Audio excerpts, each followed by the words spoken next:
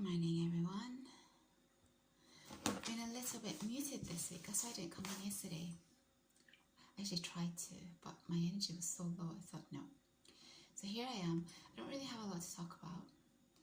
I'm sure I can spin something. I did make some notes, but I made it earlier on in the week, and by the time it becomes the weekend, I sort of loses its freshness, the things that I want to talk about. So we can try, but before that, I promised you an Aria home track. This beatmaker guy who walks around New York making beats and people jump on. But the track that I actually wanted to play you is quite long, as in he builds it up. It's perfect. It's probably my favourite track that he's, from what I've heard so far anyway, that he's made. So I won't play that for you because it will take some time. But I will play you something else instead, which makes me smile. And I hope you'll like it just as much as I do. Just have to find him. Here we go. What kind of music do you like? I have no musical ability at all. Oh, okay. So if you have something very entry level in drill. Entry level drill? Yeah, I might be able to say something. I can try some drill.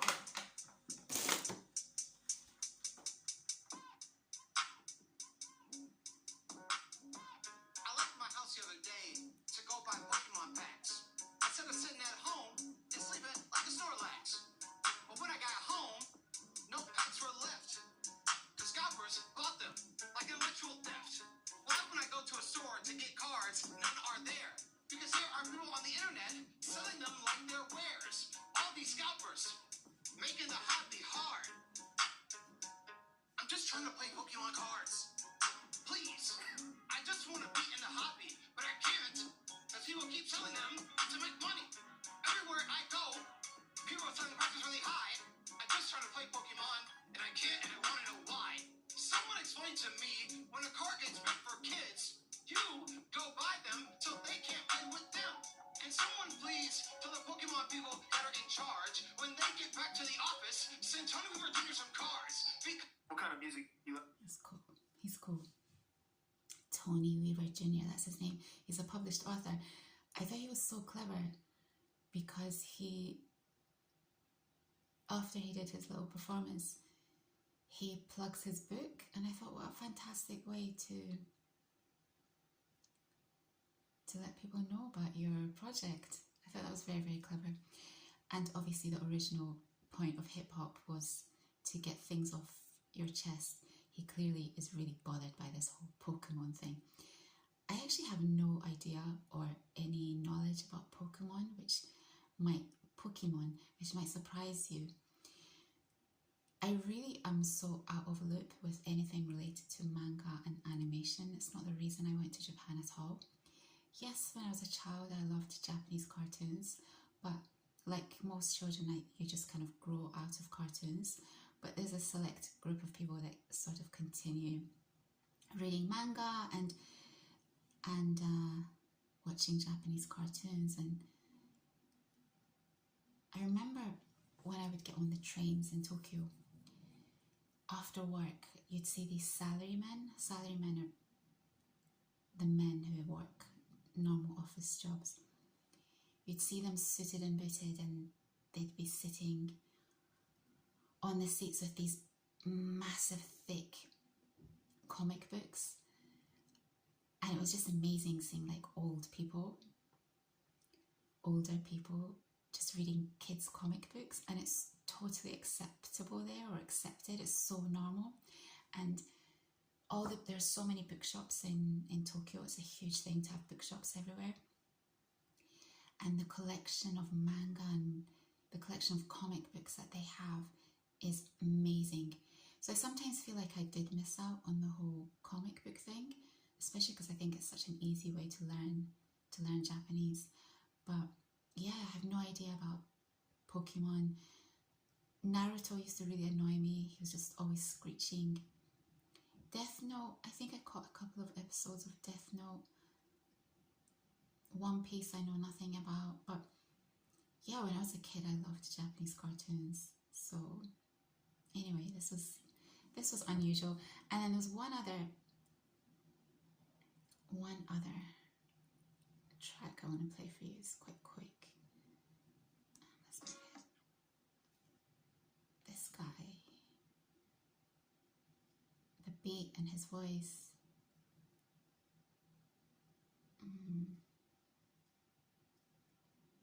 Okay. Hey, I swear your heart's cold. I'm gonna go back a little bit.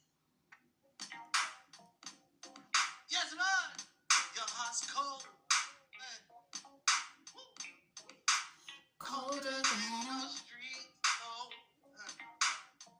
Hey, I swear your heart's cold. And it's colder than when the wind blows. I should call you Wendy. I should call you Wendy. Yeah, I should call you Wendy. I should call you Wendy. Wendy. Yeah, I remember them times back in the day we was fine. And people used to think we'd be together since 1993, the year that you was born. And now we look at each other with so much scorn. And my eyes looking at you, girl, I got so much hate. Cause everything that you did to me is this my fate. I said I had to look at you right up in your face. Went to your daddy's house and said, took her out the place, huh? Take her out the space, huh? I wish I was up on the moon, up in the stars above. Cause everything you did to me got me so cold. I had to sing this chorus like, you so cold, cold. Said colder than when the wind blows. I should call you Wendy. I should call you Wendy. No, man. I should call you Wendy. Because of how cold you are. How cold you are. I should call you Wendy. I should call you. People be tripping when they see me with you. They like it's going. If you only had one choice between being a singer and a beat maker, which would you choose? I really struggle with this. It's a hard one. It's a hard one. So this Ari, he's basically covered all beat genres so far, even drum and bass. The only genre I haven't heard from him yet is UK garage, underground garage. He's covered dancehall, he's done reggaeton, he's done Jersey, don't know if you call it Jersey beats, Brazilian flava, don't know if that's what you call it. He's just so versatile, he's amazing. He's become my favourite channel to watch on YouTube. So that's Ari.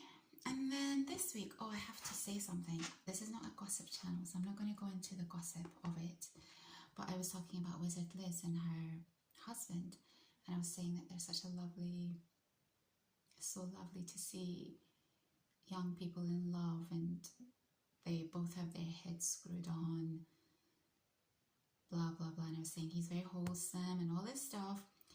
Some things have gone down, it seems, and he's let her down. And that's all I'll really say about it, because it's got nothing to do with me and it's someone else's business. But see, this is the difficulty. You never really know anyone until you do. The only way you get to that stage of until you do is time. Time reveals all. And he's young. They're both young. But I think women definitely mature faster than men. And I think with men, it's very difficult for them. For some men, it's very difficult for them to be with someone who is more accomplished than them, or better than them, or who has a bigger profile than them, say, more centered than them. It's difficult for men. They need to be in a position where they're somehow better than women. And I don't think this is a bad thing. That's why it always sort of works when older men are with younger women. I think when people of the same age get together, it can cause issues if one hasn't developed in the same way. In any case, men in their 20s should just be spending time developing themselves rather than settling down very, very quickly. Even though I said in my last video that it's very nice when you have young love, but I've also mentioned previously that it's always better, I think, to wait until, if you can, your 30s for both men and women, because you change so much. And if you have someone who hasn't dated a lot and then they settle down too quickly, it causes issues, because eventually they might meet someone who they really do fit well with, and you need to have experience. I think you need to have experience to know what you're losing out on, if that makes sense. When you know what's out in the world, and then you meet someone and it's, but then, you know, I differentiate between love at first sight, which people think is not realistic or real, and getting to know someone over time and falling for them. Personally, I find the love at first sight thing, that instant thing, a lot more genuine and real. However, if you're going to do it the other way, I would do it in the way that I just mentioned, getting to know someone over time in a very natural setting, because there's no pressure on you to get involved with the person, and you just get to know them without there being any expectations, as in you're not even into them, but over time you get to know the person and it's just like, wow, I really like this person. Those are the two ways. Obviously the way that I think is more real is the first way, but the second way is much better than getting into something very quickly and then discovering who a person is much later.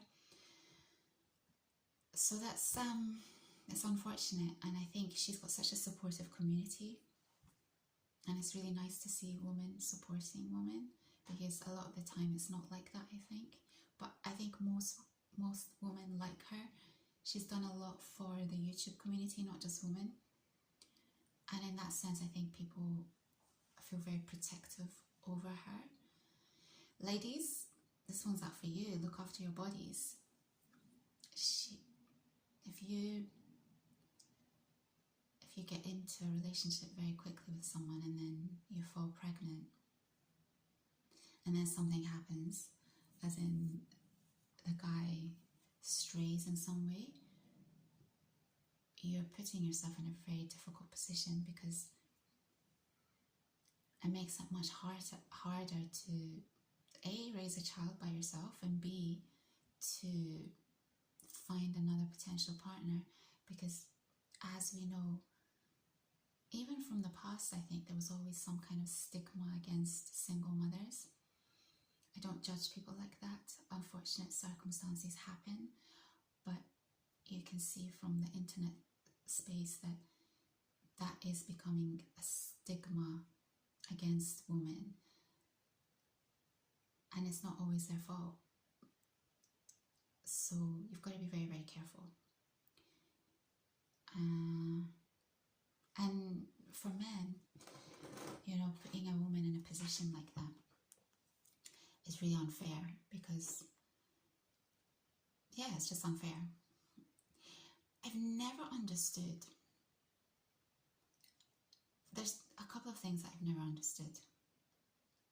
I've never understood cheating, because if you're cheating on someone, basically in your heart that means that you're not interested in the person that you're actually with, and therefore then you're shopping around. So if you know that you're not interested in the person you're actually with and you're shopping around, why not just tell them? Why take the coward's way of cheating on them? I've never understood it. And that by extension, it's very bizarre to me, because we all have just one life. So if you are not into the original person in the way that you should be, and that's why you're dilly-dallying, don't you want to be free to do whatever you want? So wouldn't the most logical thing be to tell that person, so so that you can also pursue your own life. Secondly, this is why I don't understand why some people get married just because of convenience or maybe for financial reasons. Again, don't you care about this one life that you have? And this is how sinister the whole thing is. People who don't care about themselves to value this one life that they have put other people in positions of difficulty because they don't care about themselves, and so they trap them in their mess. It's really sinister, I think.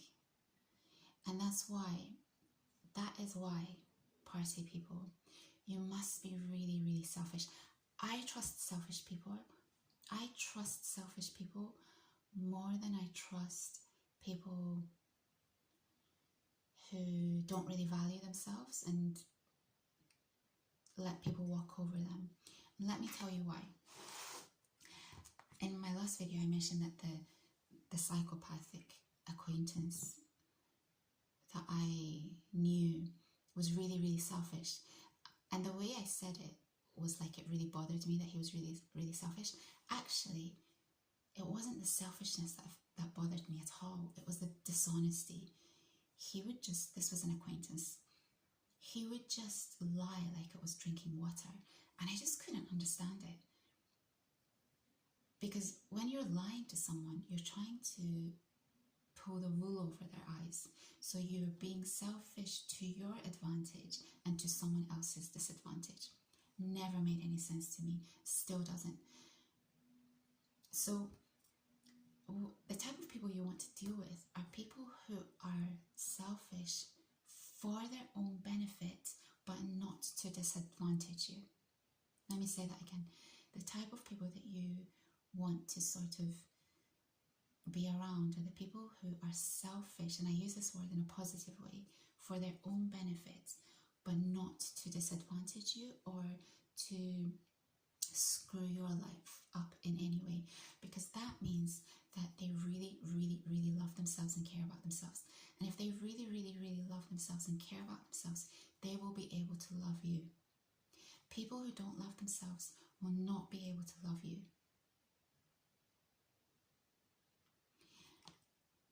This selfish topic. Well, this week I watched an Orion Tarband video, and he was talking about how men, they don't think about themselves or put themselves first. Let me just find the video. Orion Tarband. He was saying that, men go to WAR to protect women, and he was saying, well, actually, you shouldn't do that because your life is just, your life is just as important as a woman's life. The disposable man, all lives are not worth the same. He's saying in this video that men are treated in a disposable way and women are put in positions of being more important. That's why men go to WAR. Women are not sent to WAR. And then in the comments, some women were saying, well, actually, it's because if a woman is sent to WAR and something happens to her, there are less women to have children with. So you have lots of men, but less women to have a child with. Whereas if it's men that are sent to WAR and you lose the men, then the men that are remaining can have children with lots of different women, so humanity can still continue. Fair enough, but that's just biology. But it doesn't mean that you should sacrifice your life for people that you don't even know. More than that,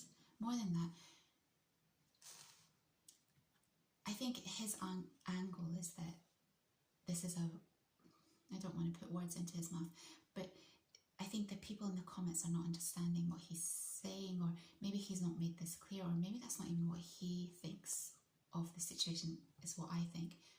I think the feeling is this is women's fault.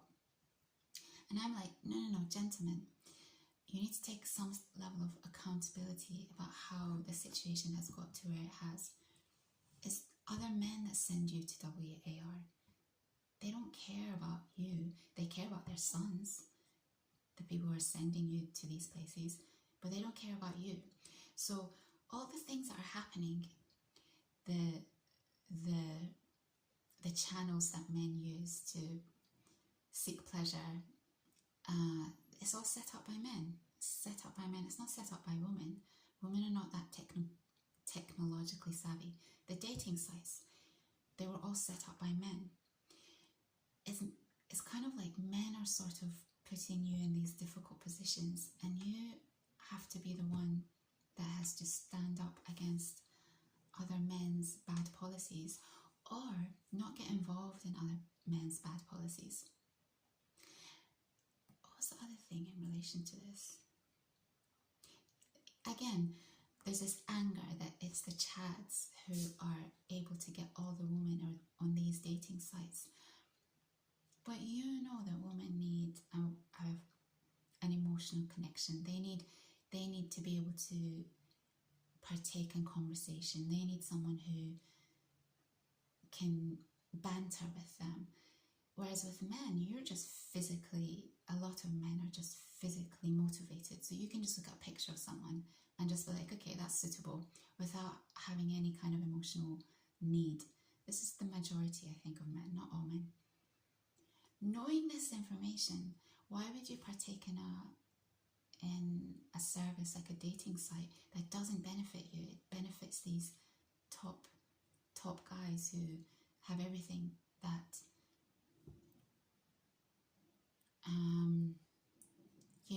they're writing in a way that women can be attracted to. They have the charisma even in writing. So I think men have put themselves in difficult positions, and then you've got scenarios like this where a man's getting married to a woman, and then he's involved in other dalliances, and the woman is pregnant, and then men end up blaming these single mothers, and it's not even her fault. Do you understand what I'm saying? In every sex, there are groups of not great quality people, and you have to really look at yourself and decide: are you part of the problem? Are you part of the problem, or is it? Victim mentality will never work. You have to take control of everything that's happening in your life, and if you're taking part in things that are going against you, that is a disservice to you, then just quit. Stop.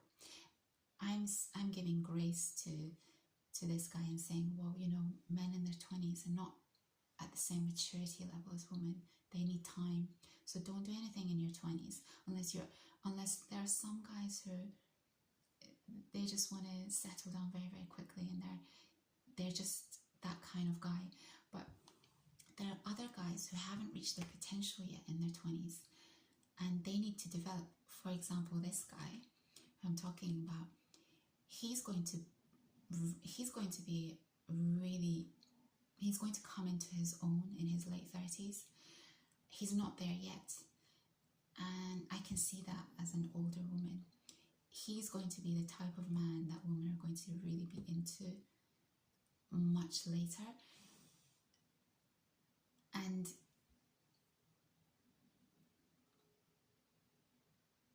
you just got to know that and not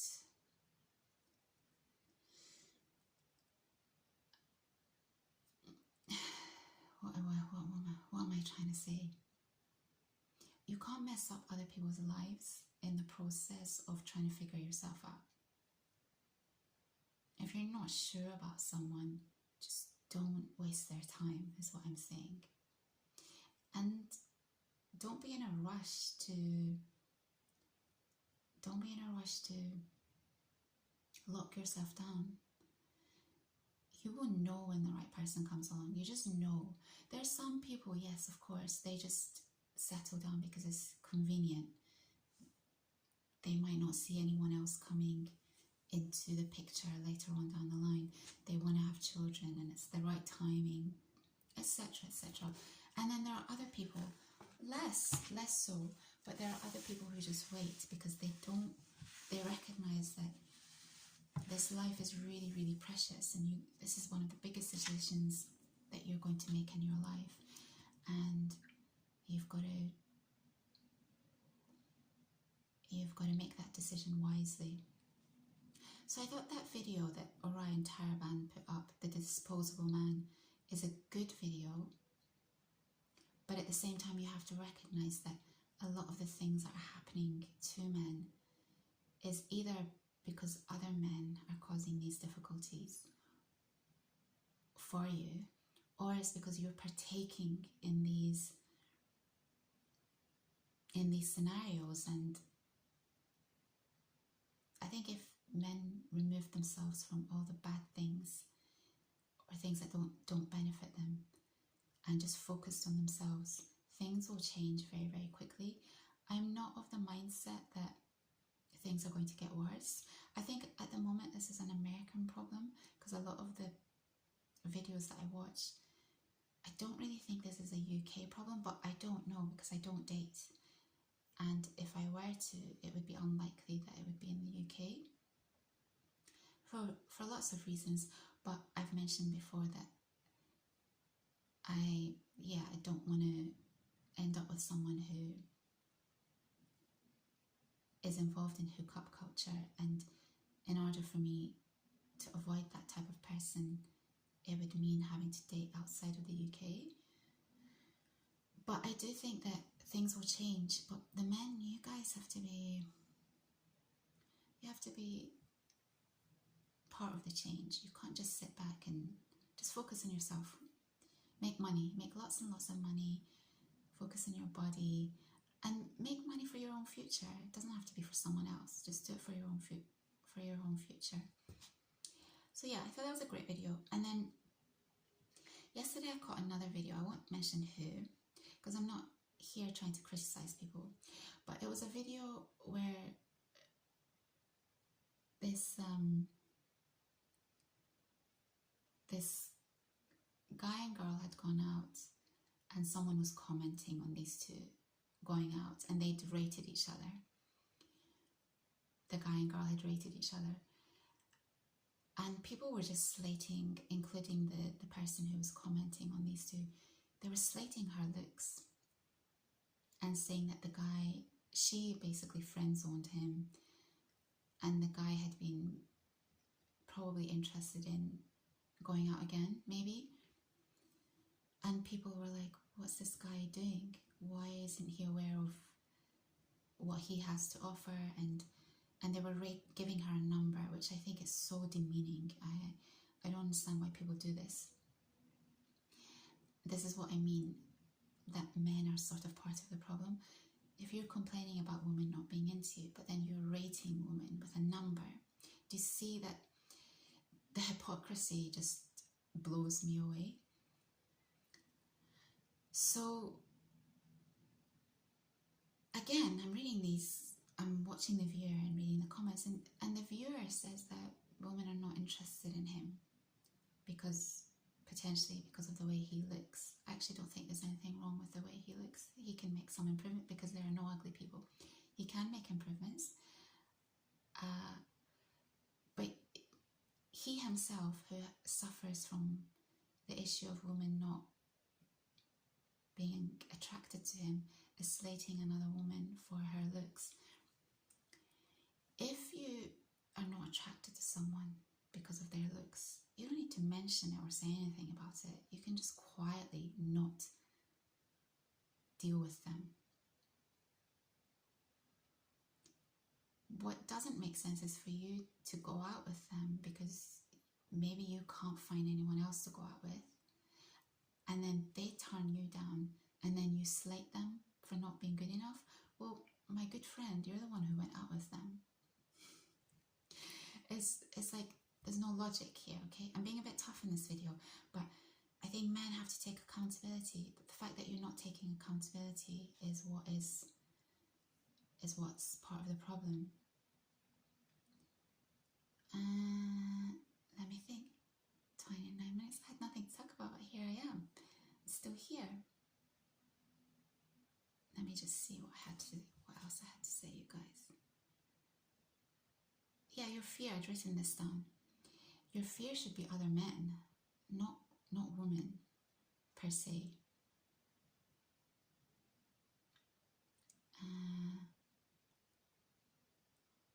Excuse me one moment while I look at my notes. This is what I wrote earlier in the week and then sort of lost the enthusiasm to talk about it.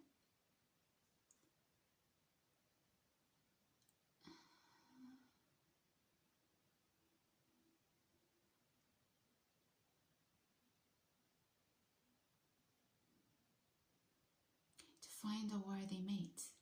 Be worthy of a worthy mate.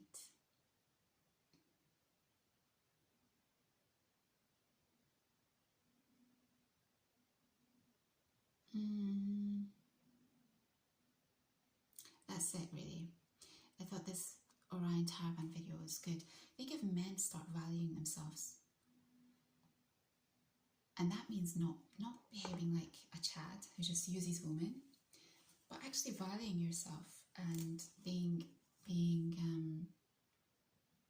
just as maybe fussy or being just as choosy as women, I think your lives will change. I think the bitterness is coming from you choosing women who you don't think are at the same level as you. And then when those women reject you, you feel angry about that. Again, don't partake at all. And if that means that you have to be alone for a while until you develop yourself, then so be it. It's a much better consequence than the alternative, where you just get angry and you end up removing yourself completely from the world. And maybe you guys need to do a complete reset so that these women that you're dealing with change as well. And for the normal woman, and yes, I'm using that definition again, my definition of normal, which means, or normal people, which means anyone who doesn't bring harm to another person, that's a normal person. Just to be clear, a normal person is a person who does not bring harm to another on purpose. So if you're a normal woman, you need to be very, very careful, because you are going to be saddled with a child that you have to look after for the next 18 years. And so you need to take your time, ladies. You really do. Yeah, I've got to be very, very cautious. So that was disappointing, I think, because it's pretty easy not to use people. But you have to, in order not to use people, you have to be a very disciplined and honourable person. And that's what you're really looking out for in other people and in your own behaviour as well. I'm sure there was other stuff that I want to talk. Oh, my mood has been really low this week because I think my periods are coming, and I don't know, I've been in a funny mood this week. So yesterday I was watching the Inbetweeners. It's a show that I never used to watch when it initially came out, but then one of the lead actors is a comedian called Greg Davies. He's such a funny man. He was originally a school teacher and then he changed professions and he went into acting and comedy. And in the Inbetweeners, he actually plays a school vice principal. And he's such a dark character, and he has a particular disdain for this character by the name of Will Mackenzie. I'll link the particular clips that I was watching. Will Mackenzie is actually my favourite character other than Mr. Gilbert, who's the vice principal. They're brilliant, their acting is fantastic, and yeah, they're really, really great characters. So I was watching that. I think this sense of humour, I don't know if it translates well with Americans. I think it should, because I enjoy both American and British comedy, but I know that sometimes American people can find British humour a little bit extra. So this might, I don't know whether you'll take to it or not. It can be quite, there's a lot of swear words and things like that, which doesn't necessarily appeal to me, but the characters, the school kids and this head teacher, that, you know, they're teenage boys going through what teenage boys go through. It's a brilliant show. So I was keeping myself up with that this week. Is there anything else that I was watching? I think that's it. I think there was something else that I was watching this week, but I can't remember what.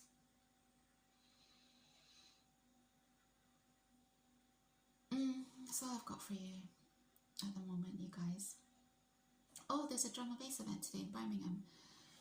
And you know when my energy is low and I don't even make any attempts to go. It is in Birmingham, which is in the UK. Birmingham, UK, not Birmingham, Alabama. But I just didn't have nothing. I felt no desire even to go. But I will catch the set online today when it's streamed live. So I'm looking forward to that. I will see you soon, you guys. Yeah, I will see you soon.